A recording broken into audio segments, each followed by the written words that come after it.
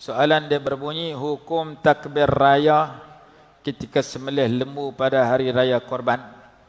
Lambat lagi nak raya. Apa hukum takbir raya ketika sembelih lembu? Kebanyakan kitab tak sebut, tapi ada 1-2 kitab sebut boleh takbir ketika sembelih lembu. Kitab apa sebut?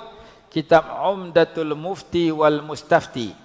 Nama kitab tu 2 jilid, karangan ulama Yaman. Nabi SAW ketika melihat lembu korban baginda bertakbir. Maka daripada hadis tu, sebahagian ulama kata boleh takbir raya ketika melihat lembu sedang nak disembelih ataupun sedang disembelihkan. Saya sebut nama kitab supaya tuan-tuan boleh rojok. Kitab tu ada di rumah saya untuk kita rojok kenapa sebahagian tempat takbir masa sembelih lembu. Kebanyakan kitab yang lain tak sebut.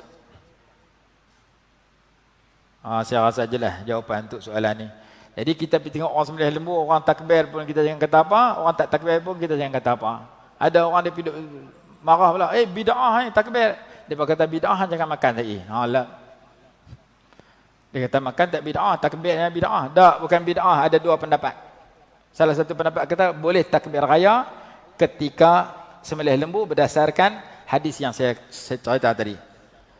Dalam hadis itu disebutkan bahwasanya Nabi SAW bertakbir ketika melihat lembu korban. Maka daripada hadis itu, sebagian ulama menyatakan boleh takbir ketika melihat lembu korban itu disembelih.